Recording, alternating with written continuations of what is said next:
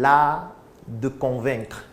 Parce que bien évidemment, si vous voulez convaincre un prospect et le transformer en client, vous devez utiliser cet art qui vous permet de pouvoir le convaincre de manière optimale.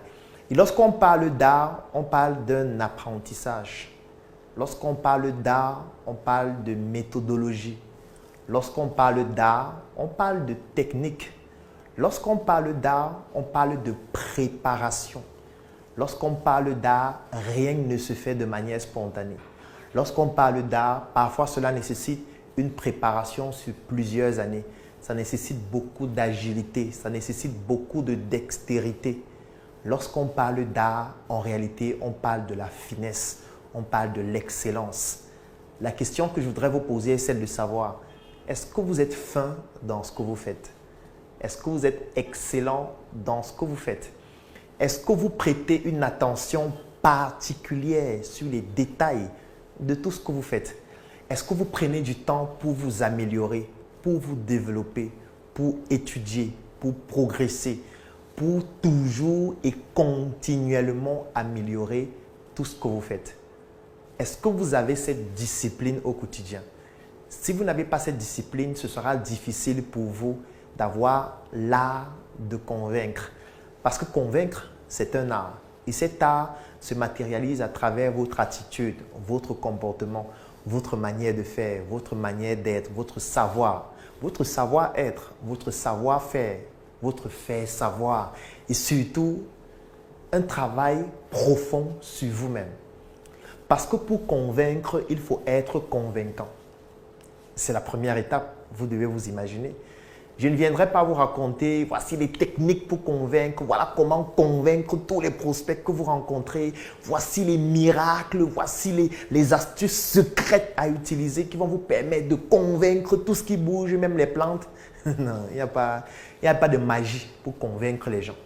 S'il y avait des coris, s'il y avait un produit dans lequel il y a les coris qu'on prend juste et puis on lance et ça commence à convaincre les gens, c'est que cette formation n'aurait pas d'utilité.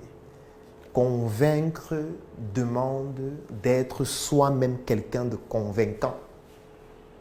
Et vous devez être convaincant par rapport à votre produit. Vous devez être convaincant par rapport à votre service. Imaginez-vous un seul instant. Vous vendez des formations en anglais.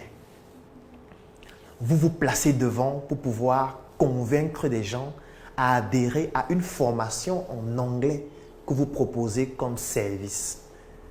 Et quand vous vous mettez devant, vous parlez en français. Vous leur expliquez en français comment la formation en anglais sera magnifique, extraordinaire, excellente.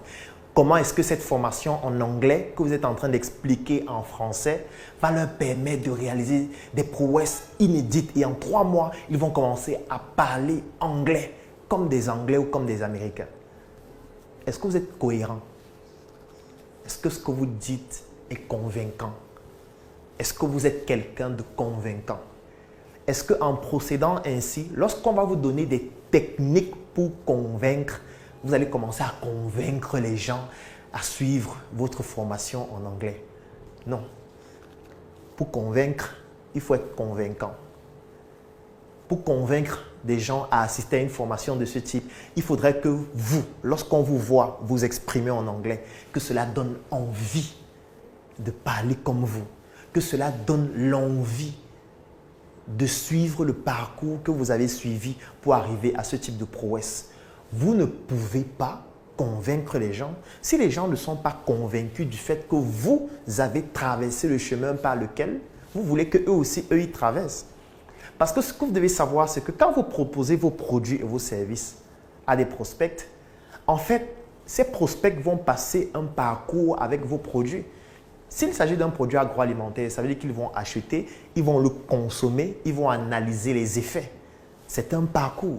S'il s'agit d'un produit cosmétique, ça veut dire qu'ils vont l'utiliser. Peut-être c'est une huile. Après le bain, ils vont mettre l'huile sur le visage, sur la peau, sur le corps. Après, ils vont analyser les effets de l'huile jour après jour, semaine après semaine, mois après mois.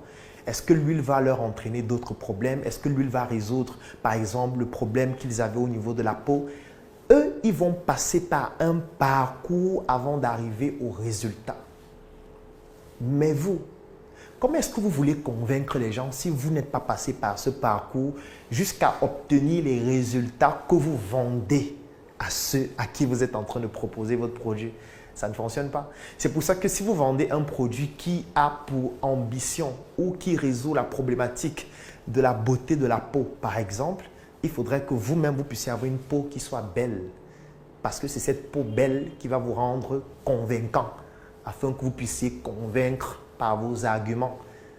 Vous ne pouvez pas convaincre quelqu'un à utiliser un produit contre l'acné alors que votre visage, c'est un clavier. Ça ne fonctionne pas, tout simplement. Pour être convaincant, pour convaincre, pour pousser les gens à vous suivre, vous devez travailler sur vous-même.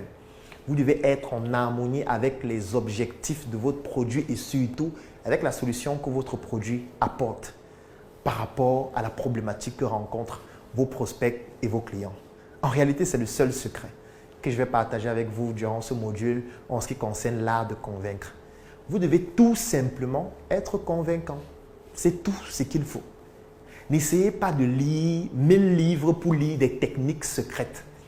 Même si vous lisez 500 techniques secrètes, vous appliquez ces techniques secrètes devant un prospect qui a des boutons par rapport à votre produit qui résout le problème de l'acné. S'il regarde votre visage et il se rend compte que c'est un clavier,